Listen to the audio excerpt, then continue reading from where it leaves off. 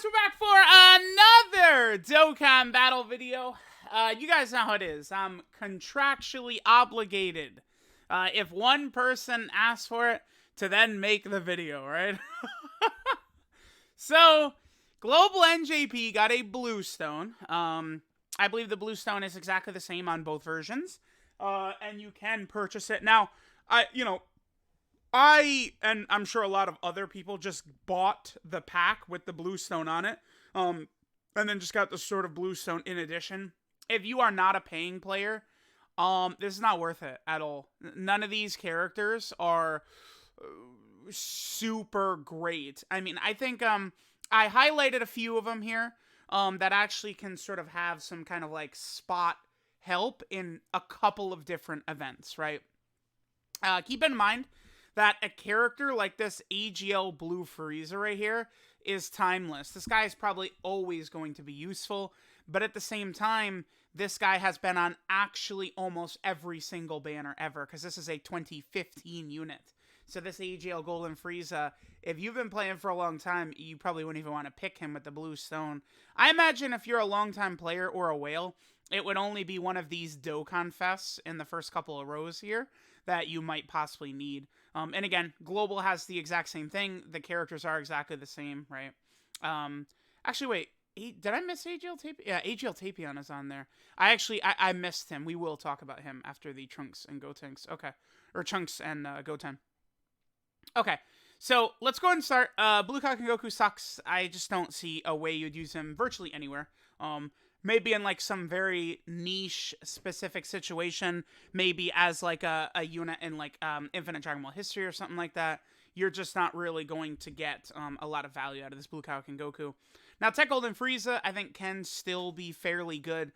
He is not as tanky as he once was. He does have the 80% damage reduction, which is very good, but his defense, right? Guess what? He's got none. So this guy can still take a fair amount of damage against really, really tough bosses. So you definitely do want to be careful about that with this Tech Golden Frieza and his ability to basically get slapped up occasionally.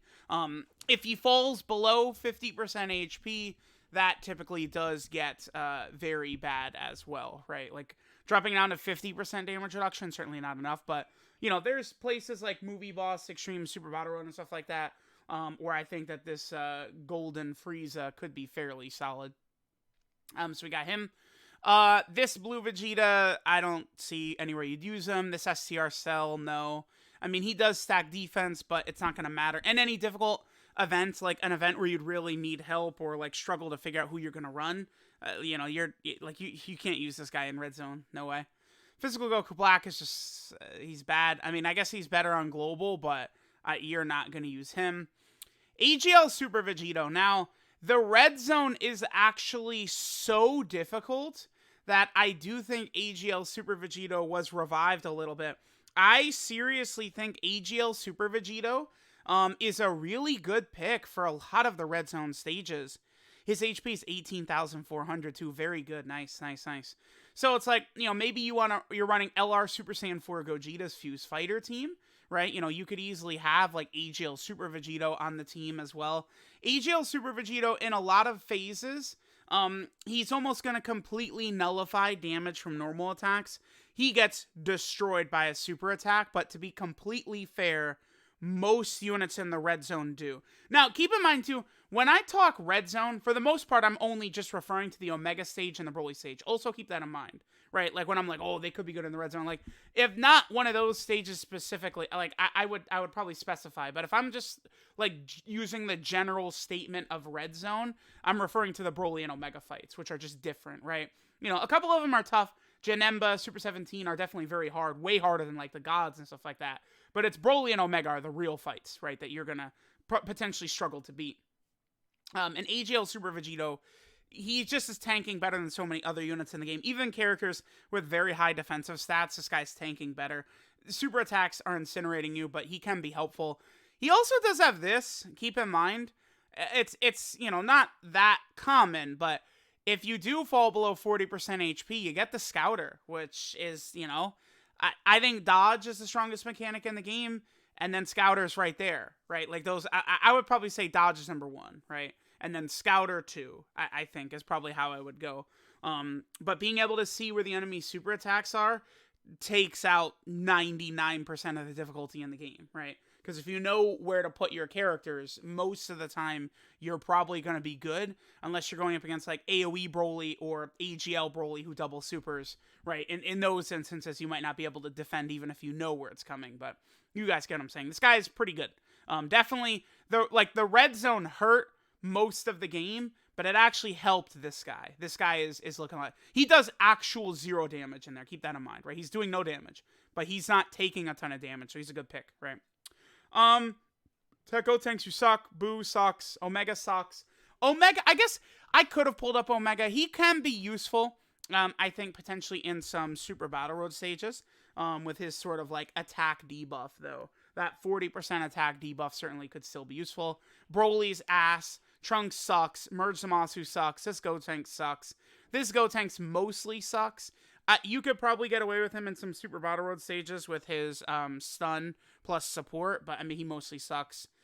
Buff Boo is just not good enough. I mean, if you're at full health, he's okay, but for the most part, he's just not good enough. I'm not the biggest fan of the Blue Gokus. I feel like the sort of like 7th anniversary, like red zone power creep hurt many characters. This guy potentially could be an okay showcase, like, you know, helper, but like, neither of these guys are really too crazy. AGL Golden Frieza is incredible, right? The 90% damage reduction, really powerful. This guy takes virtually no damage, even in, like, these red zone stages, right? So definitely keep that in mind. So let's get rid of the AGL Golden Frieza there. I mean, this guy's a defensive stacker, but remember, it's going to be very slow. He is a target Goku support type unit as well.